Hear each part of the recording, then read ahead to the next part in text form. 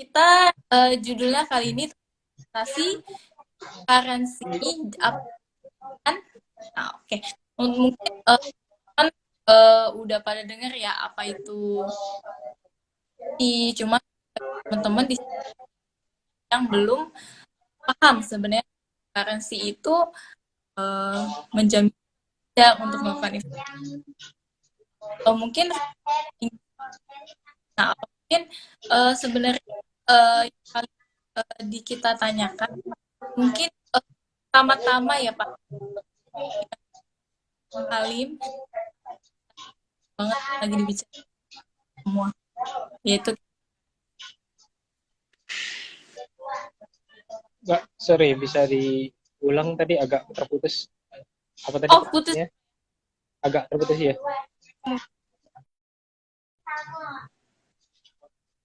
Aduh, jadi lag. Oke, Udah kedengaran belum ya Pak? oke, udah kedengeran. Cuma memang agak putus tadi. Oh iya, maaf ya teman. Nah, kita bisa ulang kali ya. Kan ini kan banyak banget ya diperbincangkan di masyarakat. Pas apakah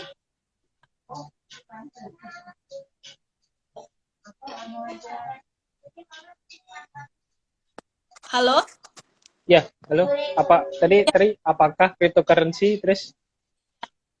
Gimana pandangan Bapak nih tentang investasi yang lagi marak Oh, banget mengenai cryptocurrency ini? eh, ya sebenarnya memang kripto ini kan bisa dibilang viral atau marak karena emang naiknya legitnya gila-gilaan kan akhir-akhir ini gitu.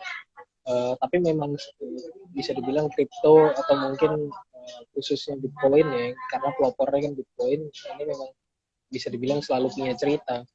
Dulu sampai 20 ribuan, lalu terjun lagi sampai 5 ribuan, dan sekarang naik sampai ya 50 ribuan US ya gitu. Mungkin kalau sekarang terus kita 700-an juta kan. Uh, ya justru karena gerakannya yang bisa dibilang mungkin volatile sekali ya, makanya jadi viral. Tapi pada dasarnya ya menurut saya sih kripto ya sama seperti instrumen trading yang lain gitu ya. Jadi artinya memang ya kita nganggap sebagai barang dagangan aja gitu. Karena kalau dibilang apakah ini layak untuk investasi, bisa dibilang kita juga bingung gitu justifikasinya secara fundamental akan seperti apa gitu. Ini kan karena kripto ini kan sedang marak karena memang mata uang yang lain ini uh, mengalami penurunan kepercayaan kan, sehingga orang akhirnya pikir daripada mungkin USD atau mata uang lain, mata uang fiat yang lain gitu, daripada hold itu kayaknya kok nggak bisa kita percaya lagi gitu, daya belinya selalu makin menurun. Jadi orang-orang berbondong-bondong mencoba pindah untuk ke kripto karena yang diklaim katanya jumlahnya terbatas gitu. Ya sebenarnya kan kalau alasan naiknya ya mungkin karena satu jumlahnya terbatas gitu, dan kebetulan yang banyak orang yang percaya gitu. Tapi pada dasarnya kan konsep semua barang dagangan itu ya naik karena memang banyak, artinya banyak demand gitu kan. Kenapa kok orang banyak demand? Karena banyak yang percaya, simpelnya gitu. Itu hampir di semua currency akan gitu. Nah, mungkin bagi teman-teman yang di sini masih pemula dengan saham kali ya, mungkin bisa dijelaskan sedikit ya Pak mengenai perbedaan investasi kripto, investasi saham. Ya, kalau investasi saham itu kan memang bisa dibilang salah satu investasi konvensional ya. Kita bisa melihat dari berbagai sisi gitu ya. Dan memang uh, kita investasi itu untuk memiliki sebuah perusahaan. Jadi memang Betul. perusahaannya ada, kemudian perusahaan itu juga sedang beroperasi, jadi ada kinerja operasionalnya juga gitu ya. Kalau di saham seperti itu. Jadi kalau misalkan kita membeli sesuatu, memang sekarang saham itu fisiknya sudah nggak ada gitu ya, semuanya sudah diganti elektronik. Ya kan? Betul. Kripto pun juga elektronik gitu. Tetapi atas dasar saham itu kita bisa mengklaim fisiknya perusahaan itu seperti apa, dan itu adalah bagian dari kita gitu, sesuai dengan porsi kepemilikan saham kita gitu. Sedangkan kalau kripto ini kan ya memang sama-sama digital, tapi lalu apa yang diklaim gitu, apa yang menjadi underlying mungkin, atau mungkin atas dasar apa kita menentukan nilai kripto. Ya so far kripto ini kan sebenarnya hanya sebuah tools gitu kan. Awalnya itu kan sebuah tools yang ada sebagian orang yang merasa oke, kayaknya uang fiat gitu ya, mata uang lain gitu sebagai alat pembayaran tuh kayaknya lama-lama kayak useless gitu. Kalau dulu $1.000 bisa buat beli apa, sekarang $1.000 itu berkurang gitu jumlah yang bisa dibeli gitu kan. Nah, sehingga orang mencoba ya udah kita tetapkan saja lah, kita pakai alat tukar yang baru gitu kan. Salah satunya memang kripto. Awalnya kan memang sebagai alat tukar. Iya Fungsinya betul. sebenarnya itu alat tukar yang mungkin nilainya tidak tergerus atau daya belinya tidak tergerus. Jadi eh, kalau kita punya kripto ini, apa yang bisa diklaim dari kripto, ya saya pikir hanya kepercayaan gitu ya. Eh, Kalau pandangan saya sih begitu. Jadi artinya ketika kita memiliki, bahwa artinya kita memiliki sesuatu yang dipercayai oleh banyak orang untuk saat ini. Kedepannya seperti apa ya kita belum tahu. Kalau semakin naik ya berarti semakin banyak orang yang percaya gitu aja. Oh gitu. Iya, kalau saham kan kita punya sebagai bukti kepemilikan gitu ya Pak ya. Nah Iya, kalau kripto paling mungkin cuman diperdagangkan gitu ya. ya kalau menurut saya sih begitu ya, diperdagangkan gitu. Selama intinya kan selama banyak orang yang mengakui bahwa kripto ini bisa digunakan untuk bertransaksi, ya saya pikir kripto akan bertahan sama Mhm. seperti saham gitu ya. Selama banyak orang yang mengakui bahwa memang saham itu adalah bukti kepemilikan dan semua diakui, bahkan ada regulatornya. Kalau Iya. kripto ini kan memang so far tidak ada yang meregulasi gitu kan. Yang meregulasi ya masyarakat kripto itu sendiri. Jadi artinya memang sesuai dengan rule yang ditetapkan oleh penciptanya gitu kan. Si penerbit kriptonya gitu, bahwa mungkin nanti kripto saya sekian jumlahnya, sekian banyak yang beredar, lalu ada sebagian yang bilang mau di underlyingkan dengan apa, ada yang di underlyingkan dengan USD kayak USD Tether gitu, ada yang di underlyingkan dengan gold gitu kan. Tapi ya itu kan tergantung masing-masing kreatornya gitu. Jadi bagi saya, selama masih banyak komunitas yang menggunakan kripto, saya pikir ya kripto masih layak lah kita untuk sekedar perdagangkan ya, gitu ya. Jaminannya ya trust itu. Dan di Indonesia sendiri kalau saya tahu juga untuk seperti cryptocurrency beberapa saja ya yang diakui seperti ya Pak ya. Ya memang tidak semua kripto diakui, karena kan sekarang siapa yang boleh menciptakan kripto? Semua orang juga boleh, Mhm. semua orang juga boleh gitu. Terus apa yang membuat kripto itu menjadi laris gitu? Kripto yang baru diciptakan itu apa yang membuat jadi laris ya? Karena dia punya komunitas gitu kan. Artinya kayak kita buat koperasi aja lah gitu.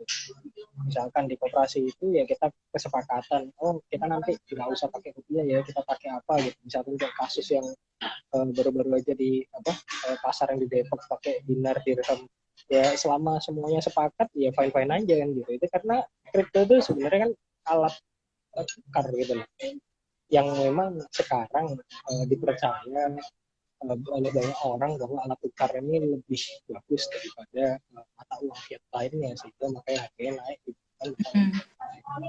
Gitu. Oh, menurut Bapak eh, investasi kripto bagi kita pemula itu sebenarnya aman nggak? Uh, Sejauh ini saya belum tahu apa jadinya kalau misalkan yang dinamakan kripto itu eh, bisa hilang atau enggak gitu. Karena misalkan gitu, sekarang kan kalau mungkin teman-teman buka di exchanger gitu ya, apapun exchanger lah, macam-macam ada mungkin ada toko kripto, ada trading itu rekening itu, kemudian Indodax macam-macam ya. Sekarang begitu teman-teman buka disediain tuh wallet kripto, terus ya memang ada alamatnya gitu kan, oke okay. And then kalau misalkan one day kita nggak pernah tahu ya, Ya. exchanger itu let's say bangkrut gitu kan, karena ada beberapa kasus di Inggris, mungkin teman-teman bisa lihat gitu ya, ada beberapa kasus di Inggris exchangernya itu bangkrut gitu. Terus kalau bangkrut websitenya nggak bisa diakses lagi, lalu mau klaim ke siapa gitu, karena so far belum ada regulatornya gitu. Kita mau cari aset kripto itu di mana. Nah itu yang mungkin bisa menjadi potensi masalah, tetapi belum urgent untuk saat ini. Tetapi ada resiko di situ ya. Tapi menurut saya kalau buat trading aja jangka pendek, selama teman-teman nyaman sih fine aja, silahkan ya. Tapi kalau untuk menyimpan panjang ya mungkin harus pilih-pilih ya. Jadi arti pilih-pilih itu jangan katakan market cap-nya terlalu kecil gitu. Karena itu nanti bikin repot sendiri. Market cap kecil artinya kan likuiditasnya bisa jadi berkurang ya. Karena ya basicnya menurut saya kripto ini underlying-nya adalah trust gitu. Semakin banyak trust, maka kripto ini akan semakin aman. Tetapi kalau yang percaya itu sedikit, berarti semakin rentan gitu kan. Jadi ya kita pilih yang lagi banyak dipercayain orang gitu aja. Iya, betul. Nah, ketika tadi kan kita ya, kan kalau di Indonesia ya ya ya Pak ya. Sorry Mbak, agak terputus tadi yang kalimat terakhir. Kalau di Indonesia kenapa ya? Di Indonesia sendiri kalau saham itu kan ada regulator. Nah, untuk cryptocurrency-nya ada regulator ya? So far setahu saya belum ada yang meregulasi ya terbentuknya kripto. Belum ada yang meregulasi terbentuknya kripto. Jadi kalau yang ada sekarang yang diperdagangkan itu hanya exchanger yang diakui oleh mungkin di Indonesia diakui oleh Bapepti dan Kemenkominfo. Tetapi sifatnya exchanger. Ya, siapa yang meregulasi pembentukan kripto dan boleh berapa banyak, sejauh yang saya tahu kok belum ada sekarang. Oh. Suara saya putus-putus nggak ya Pak ya? Iya, kadang-kadang putus-putus Pak. Putus-putus ya. Iya.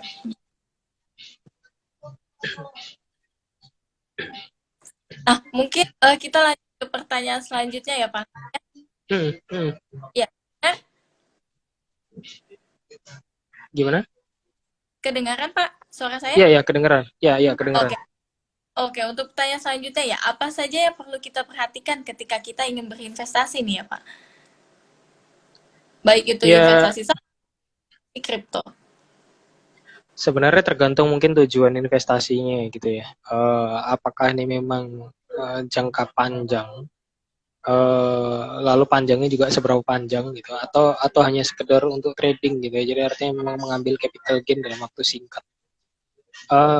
Kalau memang tujuan investasinya adalah jangka panjang, saya pikir satu, carilah yang memang banyak orang yang mengakui gitu ya.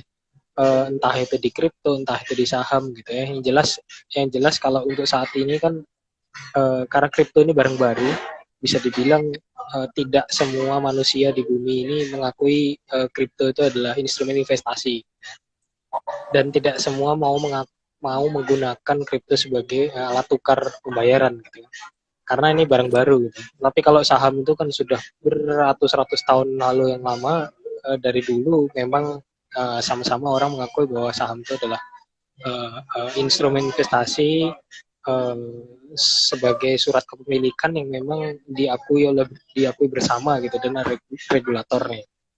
Jadi saya pikir kalau mau investasi jangka panjang untuk saat ini, menurut saya akan lebih aman dan lebih jelas di saham daripada kripto. Tetapi bukan berarti kita langsung anti kripto, enggak juga gitu kan. Kalau memang uh, tertarik untuk mengambil capital gain untuk trading atau investasi jangka pendek sekali, saya pikir kripto juga masih oke karena memang ada potensi untuk naik berkali-kali lipat dan memang volatile. Tapi ingat lagi, setiap ada potensi return yang tinggi, maka risikonya juga tinggi dan itu mesti akan sebanding. Tinggal pinter-pinternya money management dan skill analisanya seperti apa. Kira-kira gitu. Sebenarnya kita belajar dulu kali ya, Pak. Kita harus kenali dulu jenis investasinya. Investasinya pun kita harus tahu lah ya, dalam diri. Iya, Ya, baik. betul. Memangnya kita harus pelajari baik-baik lah. Gitu. Mungkin teman-teman yang mau bertanya bisa disiapin pertanyaannya ya.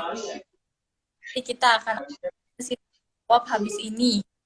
Nah, mungkin bisa dijelaskan sedikit Pak mengenai yang biasanya lagi marak-marak nih kripto ya. Itu kan lebih terkenal itu sebenarnya Bitcoin ya Pak.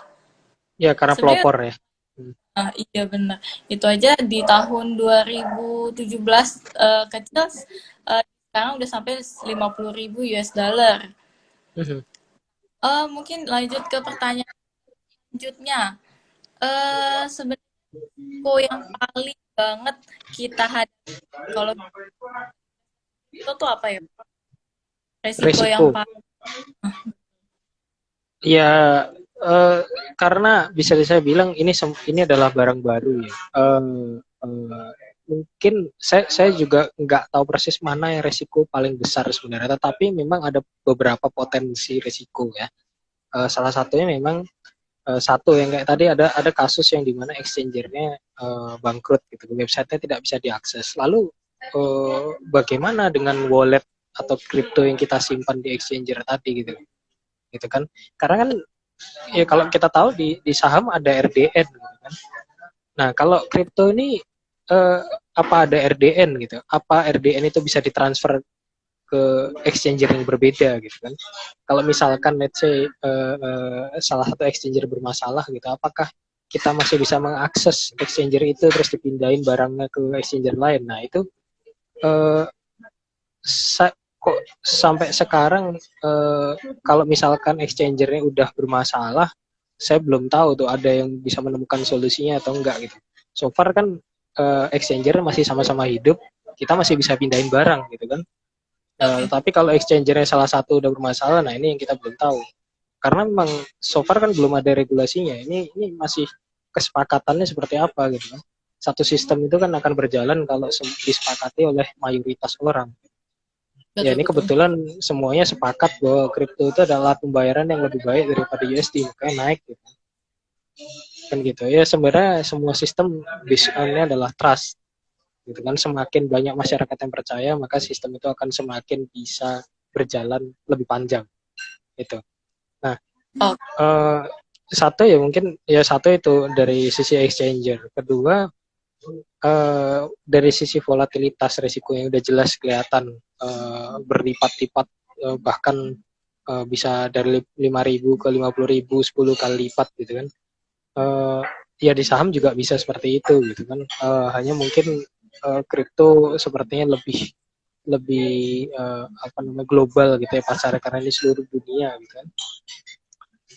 Itu kemudian ya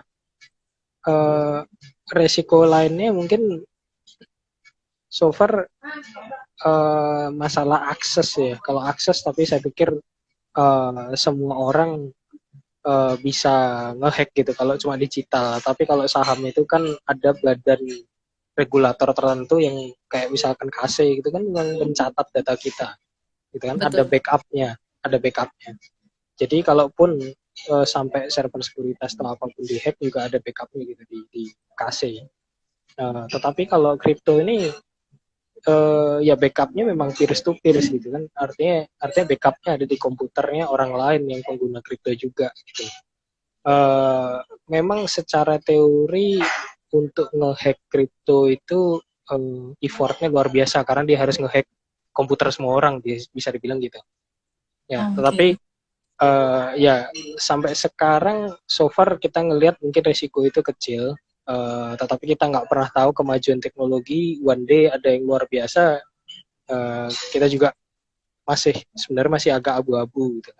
Ya tapi so far menurut saya resiko terbesar adalah mungkin kehilangan trust sama ya kalau exchanger yang bermasalah itu aja, walletnya terus mau gimana gitu, kripto yang kita simpan di situ gitu. Oh, sebenarnya poin mengenai cryptocurrency sendiri itu hampir sama dengan forex apa enggak? eh Gini, forex itu aja ada beberapa macam sebenarnya ya. Jadi kalau Mm-mm. memang forex yang mungkin tradingnya di bank gitu ya, memang pakai interbank rate, itu memang real mata uang gitu, karena dia nggak ada sistem leverage gitu ya. Jadi memang real, beli 100.000 fisik ya kita beli 100.000 fisik gitu ya. Tetapi kalau mungkin yang banyak beredar di Indonesia, mungkin terutama yang di Bapepti gitu ya, itu kan Mm-mm. forex yang menggunakan leverage. Ya kan biasanya mungkin leverage-nya 1:100 gitu. Nah, forex yang menggunakan leverage ini kan sebenarnya kalau kita beli, apakah kita memegang fisiknya gitu kan? Ya bisa dibilang enggak gitu. Di rekening kita apa ada fisiknya, ya enggak, karena memang kita itu berdagang di situ adalah berdagang CFD gitu, contract for difference. Nanti mungkin teman-teman bisa googling lah CFD itu apa gitu. Bukan car free day yang jelas, oke, okay, CFD. Contract for difference. Jadi memang kita hanya bertransaksi, lalu yang dihitung itu adalah hanya net loss atau net profitnya saja gitu, yang akan bertambah ataupun berkurang dari rekening kita. Uh, jadi kalau forex yang pakai leverage, saya pikir sistemnya lebih mirip ke CFD. Nah, apakah kripto itu sama dengan forex yang CFD? Saya pikir enggak ya, karena kripto ini enggak ada leverage. Ya, hanya memang volatilitasnya luar biasa. Jadi kripto itu seperti ya kayak kita nuker aja mata uang biasa gitu, 100 USD dengan mungkin 14.000 rupiah, 1 USD dengan 14.000 rupiah misalkan kayak gitu. Ya, ya sama kayak Bitcoin, mungkin sekarang 50.000 setara, satu Bitcoin setara 50.000 USD gitu ya. Satuan terkecilnya kayaknya 0,000 sekian deh ya. Saya lupa persisnya berapa digit di belakang koma gitu. Ya, tapi pada prinsipnya kripto sih seperti kayak kita nuker uang biasa aja di money changer manapun. Gitu. Kurang lebih di kita Bandung tuh kan ada kita dulu uangnya baru kita bisa makanan. Mungkin itu kan cara Uh, sederhana. iya, kurang lebih mungkin gitu.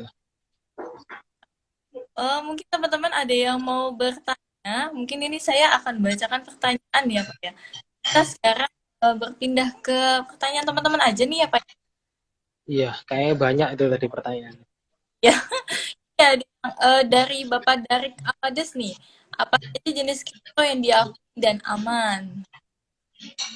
Wah, Boleh kalau kita. kripto yang diakui dan aman, sebenarnya ada puluhan ya Kak ya, yang diakui oleh maksudnya diakui oleh exchanger di Indonesia.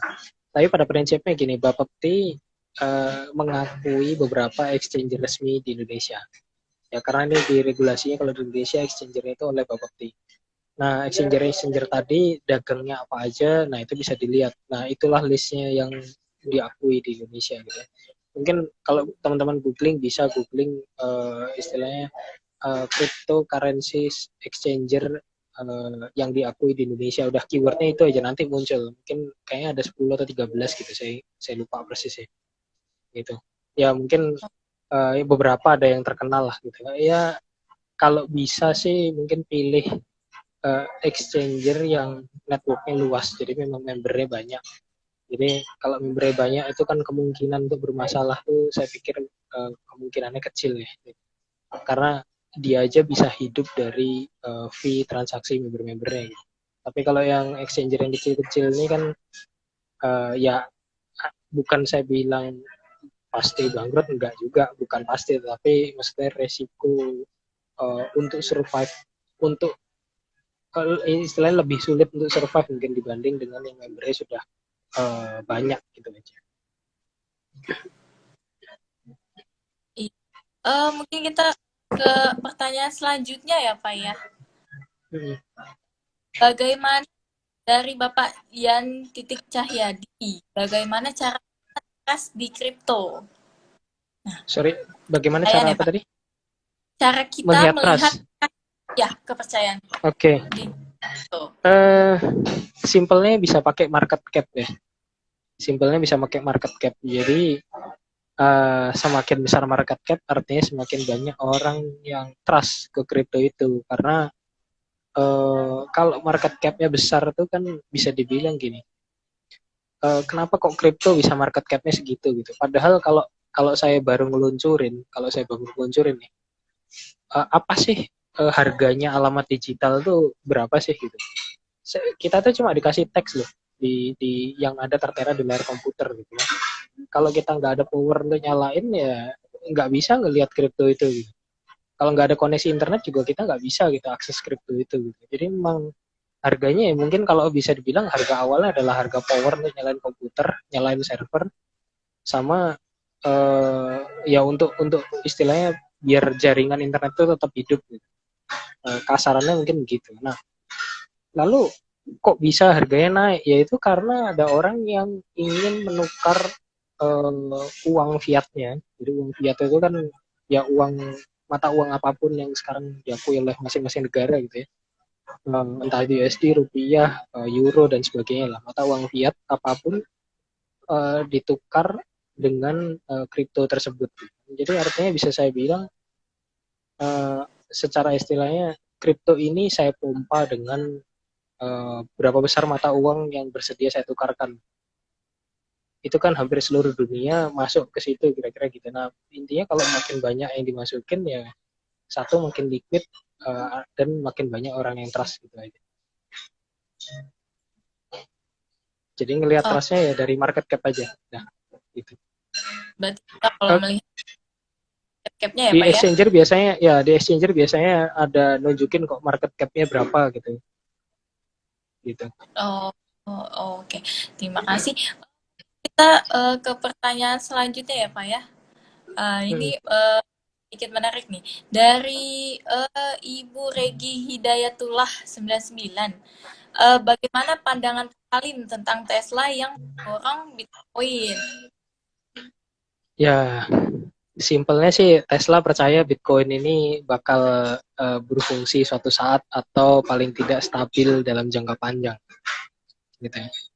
Tesla memborongnya Bitcoin, bukan semua cryptocurrency loh. Dia borongnya Bitcoin. Jadi cryptocurrency itu kan kategorinya banyak macamnya. Tapi yang diborong Tesla Bitcoin karena Bitcoin ini setahu saya sampai sekarang adalah pemegang market cap terbesar.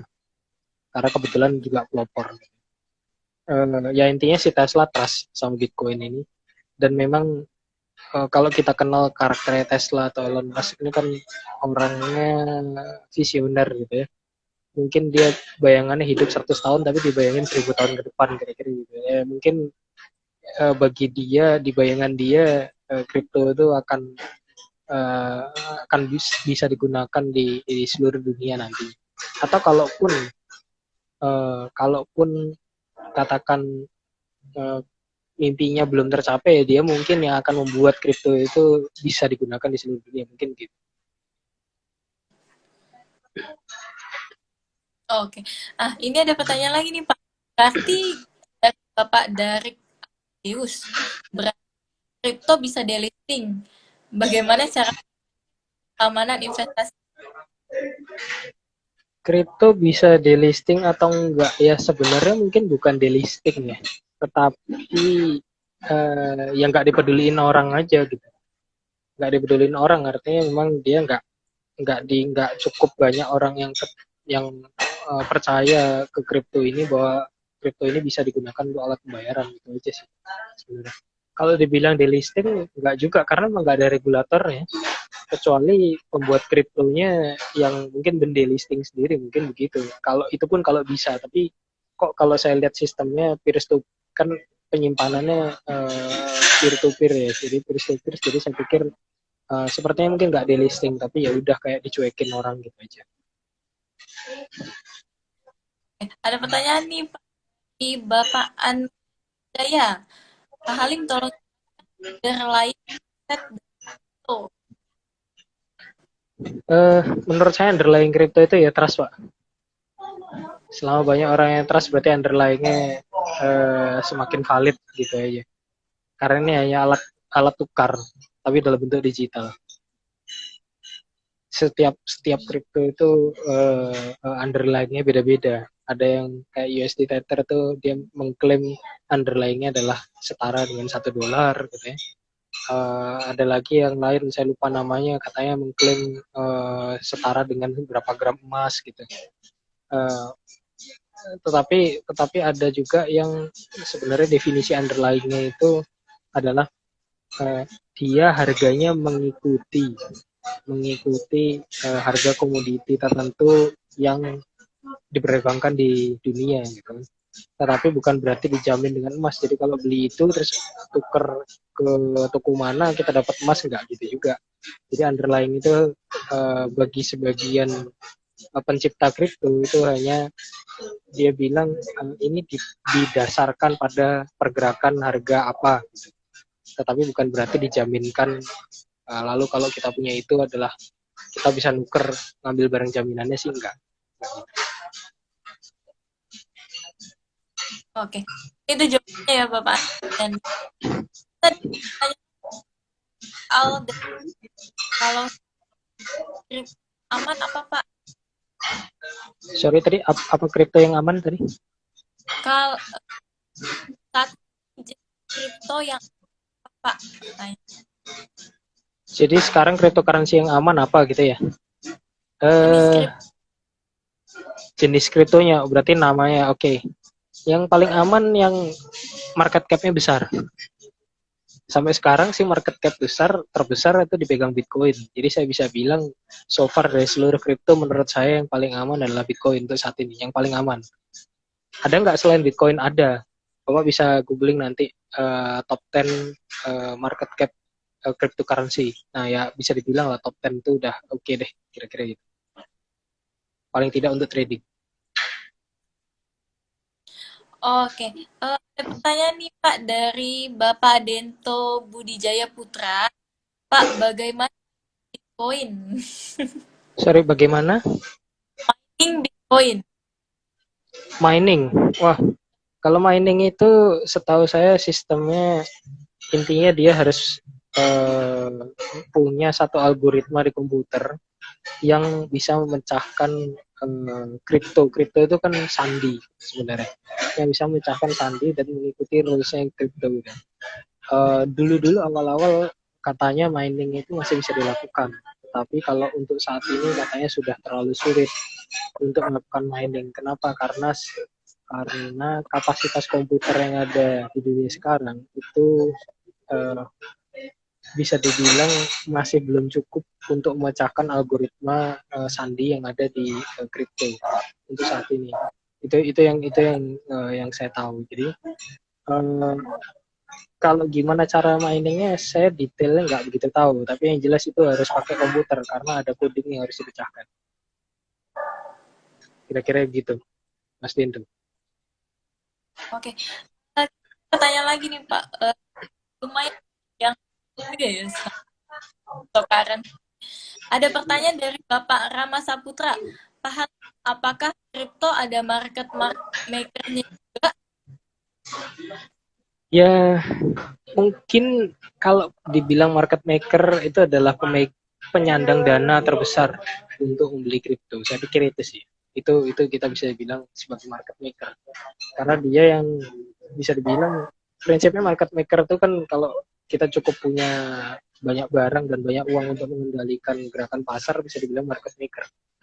Jadi apakah ada? Ya mungkin investor terbesar yang bisa dibilang untuk market maker. Itu yang bisa saya sampaikan. Oke.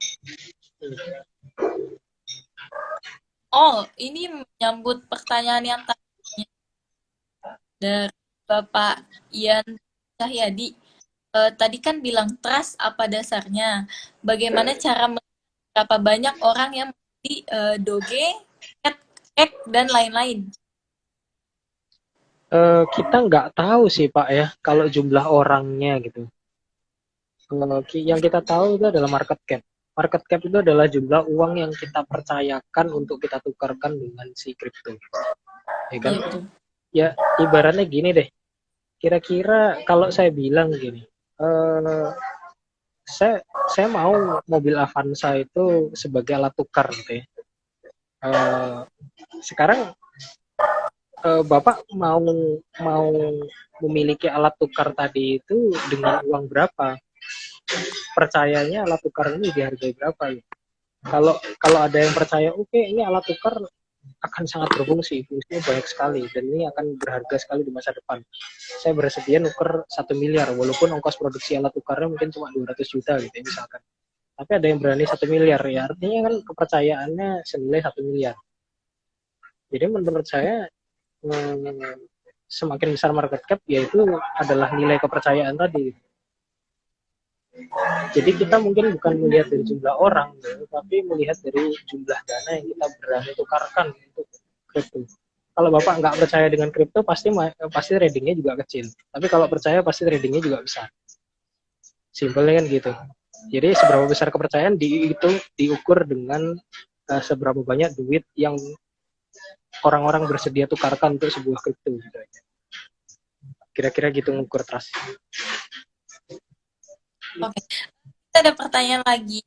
Dari Alfa, apakah benar Bitcoin bisa sampai 2 sampai 3 atau itu hanya pom-pom dari marketnya? Apakah benar bisa atau tidak? Kalau ditanya bisa atau tidak, ya bisa-bisa aja. Masalahnya chance-nya berapa banyak, berapa besar? Apakah sangat mungkin, apakah hampir tidak mungkin? Nah itu yang perlu kita analisa kan gitu.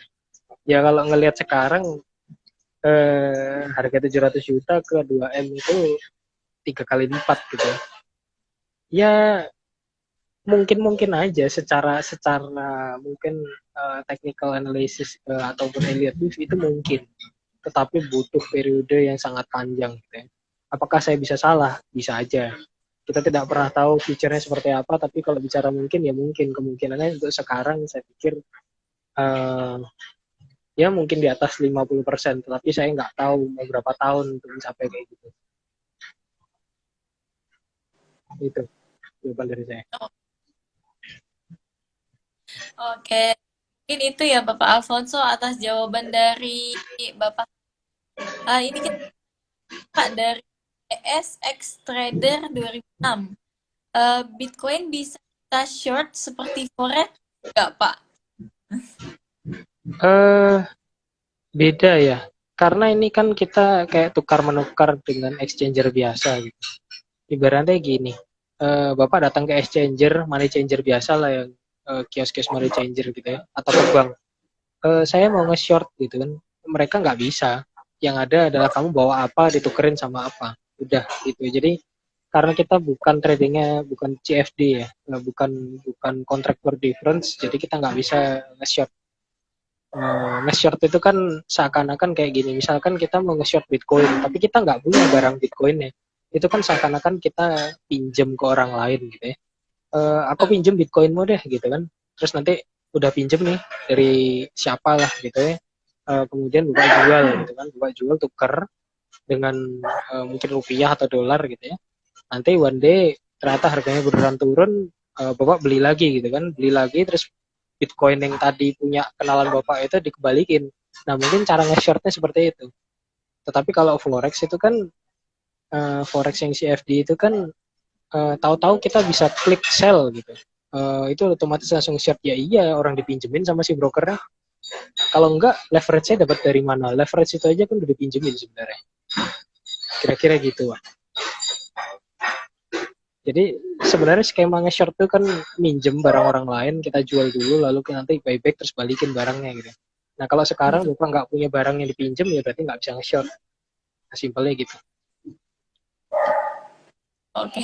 Mungkin teman-teman yang masih ada pertanyaan bisa ditulis aja. Kita kita masih sampai jam 9. Mungkin ini ada pertanyaan lagi ya Pak Alim ya. Iya, D_lirik. Berarti lebih aman saham daripada kripto, Pak. kalau menurut saya untuk saat ini ya lebih aman saham. Kenapa? Karena ada badan yang meregulasi dan seluruh dunia juga mengakui saham itu seperti apa. Gitu. Ya kan, seluruh dunia juga bisa beli kok saham di Indonesia gitu kan, tinggal buka akun, datang ke sekuritas mana gitu. Saya WNA, saya mau jadi foreign client ya bisa aja kan. Seluruh dunia juga mengakui, bahkan pemerintah seluruh dunia kan mengakui. Tapi kalau kripto ini kan tidak semua government di dunia, tidak semua negara di dunia ini mengakui itu. Jadi prinsipnya kalau semuanya sepakat ya sistem ini jalan. Tapi kalau masih ada yang tidak sepakat, artinya ada peluang untuk one day ambruk. Tinggal kuat-kuatan pengaruh aja. Kalau mayoritas percaya ya jalan, kalau mayoritas nggak percaya ya stop gitu aja. Simpelnya. Oke, ini ada pertanyaan lagi nih, Pak ya. Apakah kripto bisa dianalisis menggunakan Elliott Wave, Pak, dari Bapak Rama Saputra?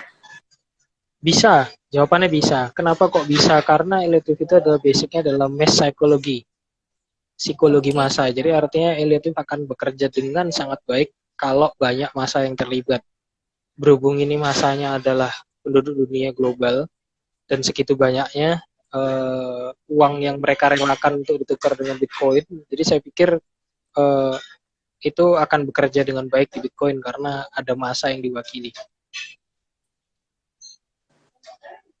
Oke, berarti Jadi jawabannya bisa. oke, berarti Elliott Wave bisa buat analisis saham, bisa kripto juga ya, Pak? Betul, betul, bisa. Tanya lagi nih, Pak, dari Bapak Dento lagi. Bagaimana kripto di Indonesia, Pak? Ya, sorry, apa? Bagaimana apa tadi? Masa depan Indonesia? Bagaimana masa depan kripto di Indonesia? Uh, mungkin saya pikir lebih tepatnya bagaimana masa depan exchanger kripto di Indonesia gitu ya. Kalau kriptonya sih global ya Pak ya. Selama selama exchanger di Indonesia maupun exchanger di luar itu masih ada, Bapak masih bisa pindahin lah antar wallet gitu ya. Walletnya dari si ini dipindahin ke walletnya si itu.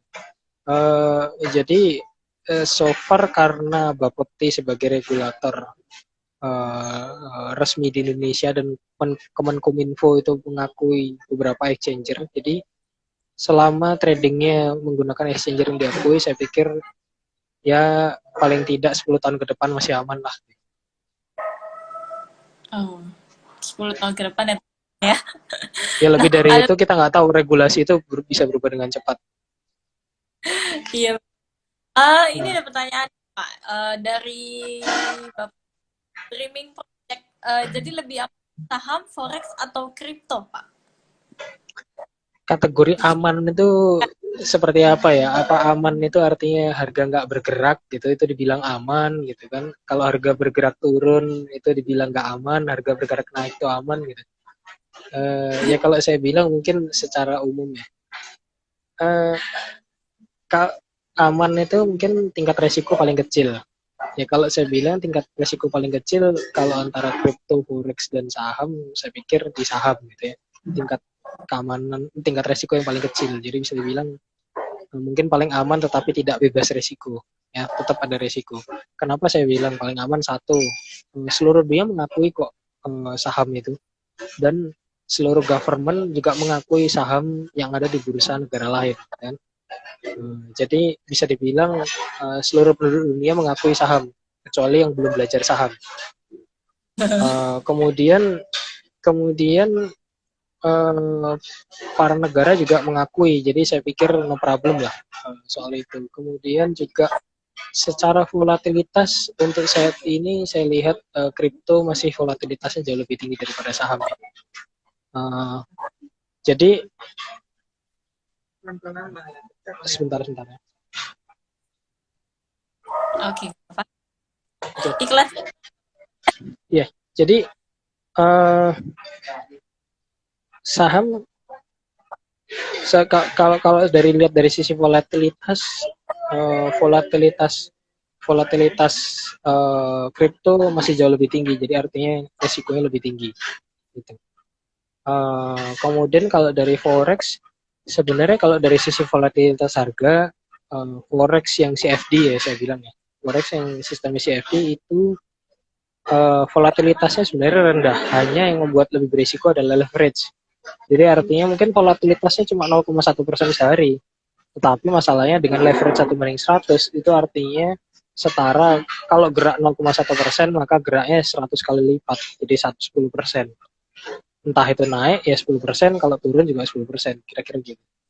Nah, jadi kalau leverage-nya semakin kecil maka semakin rendah resikonya. Ya, kalau kita bicara forex standar 1 banding 100 ya berarti paling, menurut saya uh, paling rendah resikonya dari saham. Kemudian kedua di forex, ketiga mungkin baru kripto. Gitu ya. Oke. Mungkin tanya lagi nih Pak. Mungkin Ya, nyambung kali ya. Eh, di Ibu BUN TJ 15 dana di saham kita berapa yang berani alokasi trading di kripto menurut Bapak? saya agak bingung sih kalau dana di sahamnya 100 juta berapa alokasi di kripto. Lah tadi 100 juta itu udah di saham. Ya Iya, mungkin gini, mungkin maksudnya kalau punya dana 100 juta berapa di ya saham, mungkin. berapa di kripto ya. Saya nggak bisa jawab dengan angka pasti, tetapi konsepnya adalah gini. Seberapa banyak ibu atau bapak bisa menerima kehilangan uang kalau ternyata resiko itu terjadi gitu. Sebenarnya diukurnya dari situ ya.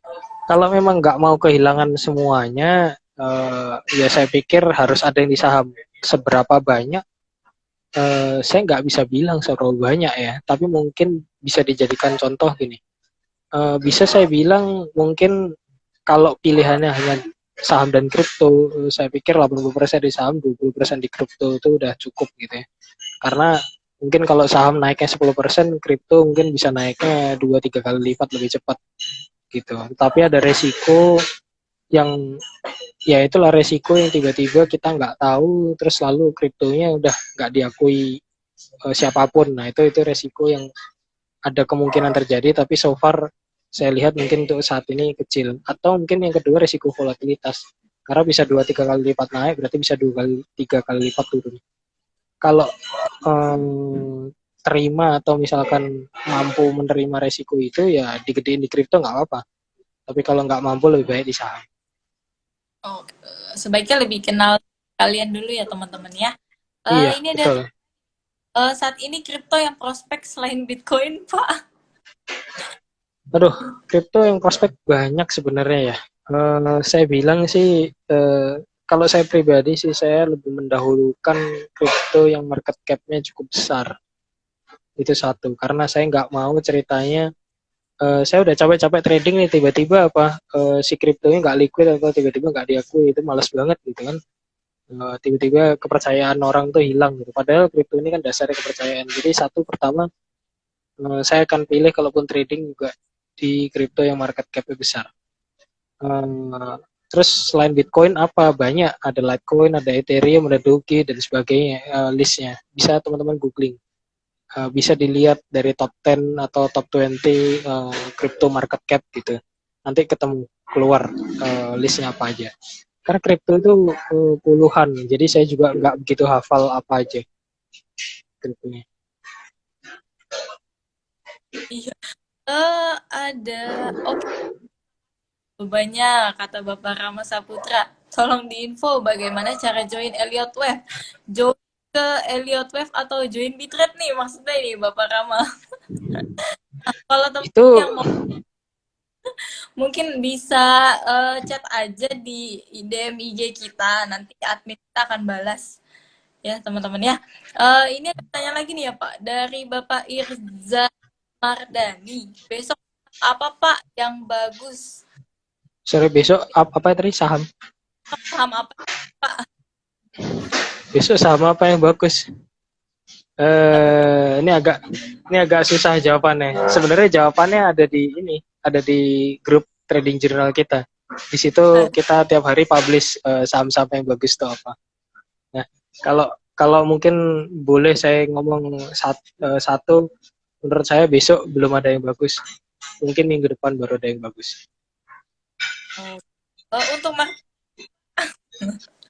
boleh Hmm? lah kita review buat minggu depan. Menurut Bapak gimana nih? Pada dasarnya kita buying weakness. Jadi kalau yang lagi punya cash banyak atau ya kalau yang lagi punya cash banyak, wait and see aja minggu depan siap-siap nampung. Ada potensi ESG koreksi. Tetapi kalau yang belum punya cukup cash banyak atau kebanyakan barang, saya pikir mungkin sebaiknya dilepas dulu minimal paling nggak separuh. Jadi nanti kalau ISG turun minggu depan, masih ada kesempatan untuk nampung. Ya, saya sih ngelihat ISG masih ada potensi turun sampai kepala 6 lah. Hmm, Antara mungkin 5950 atau 6000 sekian gitu ya. Tapi kayaknya di bawah 6100. Jadi saya pikir ya tunggu aja lah kira-kira kalau ISG di situ boleh lah mulai cicil masuk lagi. Hampir semua oke. sektor potensial sih sebenarnya. Karena kita memang di fase market midterm-nya bullish, tapi short term memang ada sedikit bearish lah. Gitu. Oke, ini lebih mungkin minta review yang lebih lagi nih Pak. Oke, koreksi ya Pak. ISG koreksi besok. Iya, potensi terbesarnya koreksi. Gitu. Kemungkinan besar ISG besok ataupun awal minggu depan koreksi. Kemungkinan besarnya gitu. Kita ada pertanyaan Pak. Kalau rugi apa harus dilepas atau harus Kalau didiamkan? rugi, apakah harus dilepas? Nah, ini sebenarnya bisa dibilang jawabannya banyak kondisional ya. Karena gini, tujuan kita itu beli saham itu untuk apa? Untuk invest jangka panjang atau untuk trading. Kalau untuk trading, rugi mencapai batas stop loss kita harus dilepas. Harus disiplin dengan stop lossnya. Karena kita trading tujuannya jangka pendek. Tetapi kalau tujuan investasi memang di hold bertahun-tahun gitu kan. Eh, Ya tergantung kita kita saat masuk itu dasar entry-nya apa gitu. Kalau dasar entry-nya adalah harga, jadi artinya oh iya dari saya lihat dari chart weekly seperti ini gitu. Resisten di sini, support di sini. Kalau jebol support ya tetap harus pulang. Even invest karena dasarnya adalah melihatnya harga. Tetapi kalau teman-teman dasarnya mungkin oke, ini kayaknya bisnisnya menarik, mungkin saya ngejar dividen atau pokoknya kalau di bawah harga sekian misalkan rasio PI-nya jadi bagus, ya itu sih bisa dibilang mungkin nggak ada stop loss. Jadi ya udah hold aja sampai nanti harganya sesuai dengan earnings-nya gitu kan. Karena toh memang tujuannya untuk jangka panjang. Jadi jawabannya apakah harus dilepas atau enggak? Kalau trading ya disiplin dengan stop loss. Tetapi kalau sistemnya invest tergantung tadi dasarnya apa. Kalau dasarnya chart kena kena stop lossnya ya tetap harus buang. Kalau misalkan dasarnya mungkin bukan chart masih bisa nawar kira-kira gitu. Oke, ada pertanyaan nih dari Bapak Irza Mardani. Kalau lagi rugi berapa persen lepas Pak? Berapa persen tuh lepasnya itu sebenarnya tergantung dari profil risiko masing-masing ya. Beberapa aturan yang umum, beberapa aturan yang umum itu kalau misalkan ruginya itu sudah minus 2% dari total account Bapak, dari total account ya, saya nggak bilang 2% dari harga, tapi 2% dari total account, eh, boleh dipertimbangkan untuk cut loss. Maksimal cut lossnya 3 kali, paling nggak dalam sebulan. Jadi supaya artinya maksimal kehilangan itu juga 6% sebulan. Supaya kita juga overtrade gitu. Jangan-jangan karena kita overtrade makanya kita loss. Sebenarnya bisa jadi faktornya itu. Jadi sebenarnya itu untuk membatasi supaya akun kita kalaupun sampai minusnya nggak kebanyakan gitu. Nah, lalu ngitung 2%-nya gimana ya? Tergantung berapa berapa banyak belinya. Misalkan akun Bapak 100 juta. 2%-nya adalah 2 juta. misalkan saya beli saham, belinya 20 juta, ya kan? 20 juta itu supaya minus 2 juta kan harus turun 10%. Jadi ceritanya, oke kalau beli saham 20 juta, turun 10% baru cut. Tapi kalau turunnya cuma 5%, ya udah, karena floating loss-nya juga cuma 1 juta gitu kan. Nah, mungkin kalau ceritanya beli sahamnya cuma 10 juta, mencapai 2 juta itu kan 20%. Itu kan ya mungkin batas cut loss-nya di 20% dari harga. Nah, makanya paling gampang itu adalah ya itu tadi, eh, kalau memang sudah menembus ke bawah support yang dimaksud, atau eh, ternyata minusnya sudah lebih dari 2% account Bapak, saya pikir boleh dipertimbangkan untuk cut loss.